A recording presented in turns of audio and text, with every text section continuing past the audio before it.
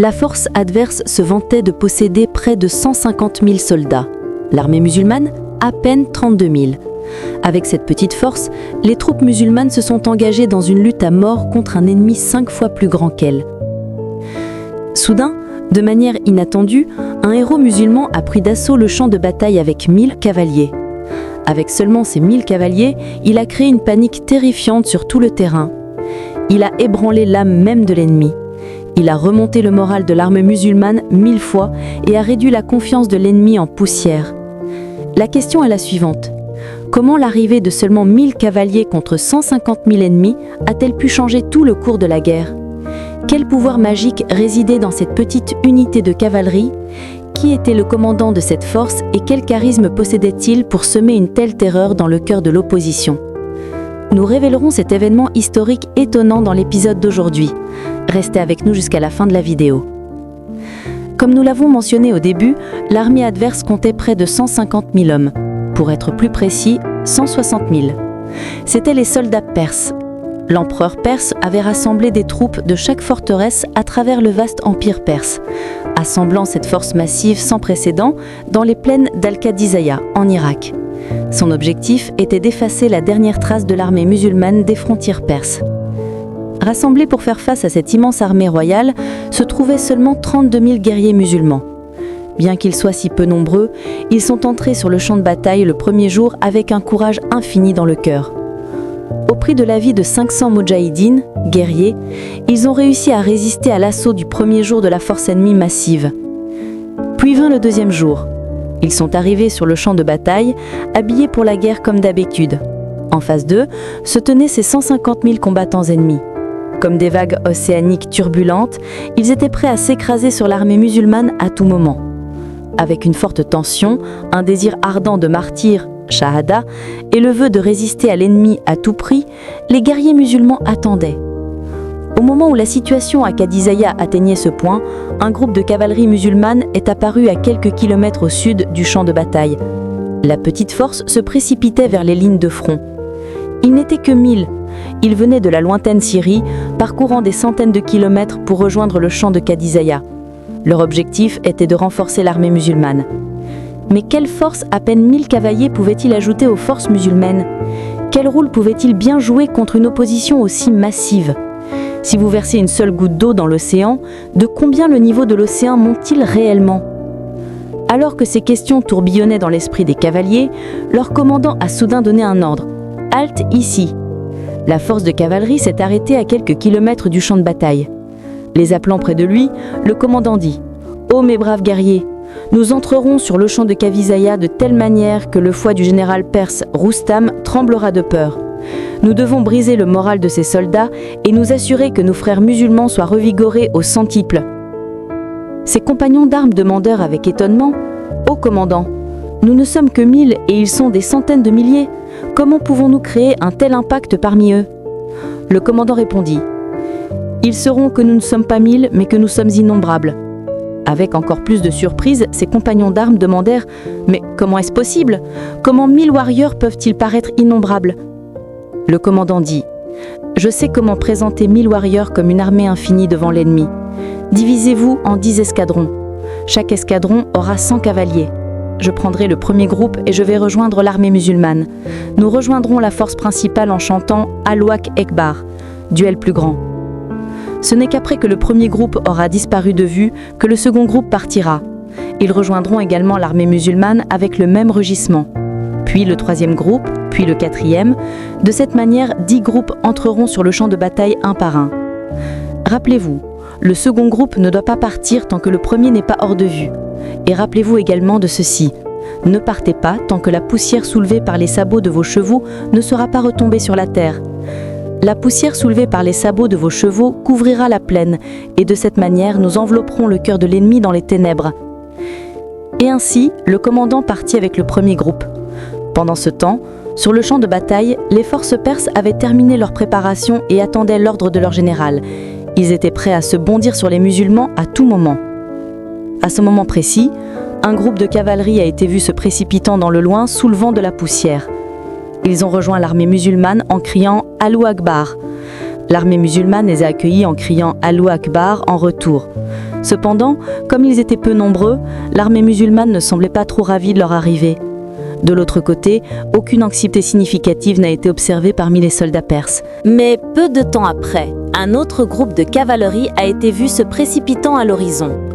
Eux aussi ont rejoint l'armée musulmane, soulevant de la poussière et criant le takbir, Allahu Akbar.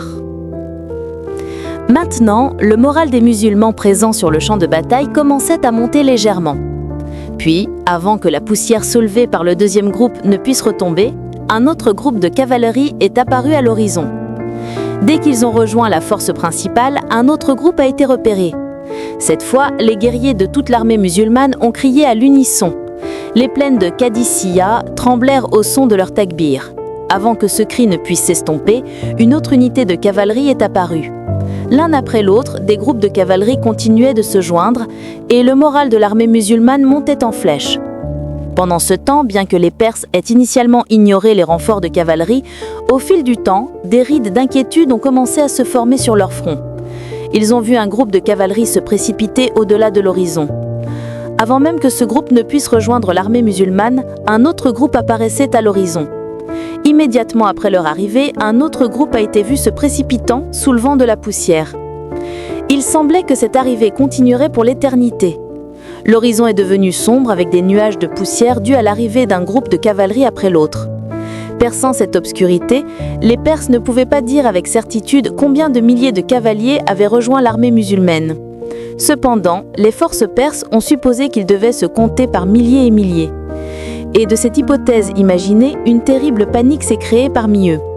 Non seulement les soldats ordinaires, mais le commandant en chef perse, Rostam Sap lui-même, est devenu nerveux.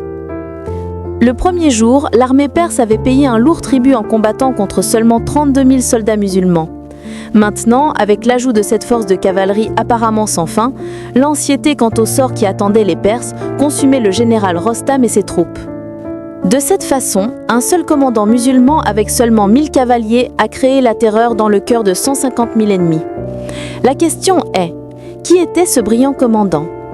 Il était l'un des plus grands guerriers de l'histoire de l'islam, un général invaincu de l'histoire, Al-Qaqa ibn Amr al-Tamimi. C'est le même Al-Qaqa à propos duquel le grand calife de l'islam, Abu Bakr R.A., a dit « La voix de Al-Qaqa vaut à elle seule 1000 guerriers ». C'était le même Al-Qaqa qui était le général associé de confiance du grand héros Khalid ibn Walid R.A. Ces récits d'héroïsme sont écrits sur chaque page de l'histoire. Dès que Al-Qaqa a rejoint le champ de Qadisiyah, la situation de la guerre a changé. En entrant sur le champ de bataille, il a poussé un rugissement vers l'opposition. « Je suis Al-Qaqa, le brave guerrier de Banu Tamim. Qui est là pour me combattre ?» Répondant à son appel, un général de haut rang de l'armée perse Bahman s'est avancé pour accepter son défi. Al-Qaqa a demandé « Qui es-tu » L'homme s'est identifié comme le célèbre général perse Bahman. Bahman avait tué de nombreux guerriers musulmans avant cela. En entendant son nom, Al-Qaqa a rugi. Aujourd'hui, le jour de la vengeance est arrivé. Puis le duel a commencé. Ils se sont battus à égalité pendant un certain temps. À un stade du combat, le général perse Bahman, jadou portant une couronne d'une valeur de 50 000 dirhams, a perdu face à l'héroïsme et l'agilité de Al-Qaqa. Son corps sans vivant a s'effondré au sol. Toute l'armée musulmane a crié victoire. Un silence de mort est descendu sur l'armée perse. Le visage du général Rostam s'est fait balle. Puis Al-Qaqa a crié « Qui d'autre parmi vous a le courage de m'affronter ?» Cette fois, 2 généraux perses de second rang se sont avancés. Voyant 2 man approcher, un autre héros musulman, Haris ibn Hassan, s'est avancé avec une lance. La misée de Haris était infaillible. Il en a tué un à distance en lançant sa lance. L'autre général a perdu sa vie des mains de Al-Qaqa. Par la suite, au 3e et 4e round, Al-Qaqa a tué 2 autres commandants perses. Ce jour-là, avant même que la guerre totale ne commence, ce brave général de l'islam avait brisé le moral de l'armée perse. Grâce à cette bravoure incomparable, il était devenu le symbole d'espoir et d'aspiration pour l'armée musulmane. Le commandant suprême de l'armée musulmane à la bataille de Qadisiyah était Sa'd ibn Abi Waqqas, R.A. Cependant, après son arrivée en Irak, il était tombé gravement malade. Du fait de cela, il n'était pas possible pour lui d'être directement présent sur le champ de bataille. Il s'est positionné sur le toit d'un palais à une courte distance pour diriger la guerre.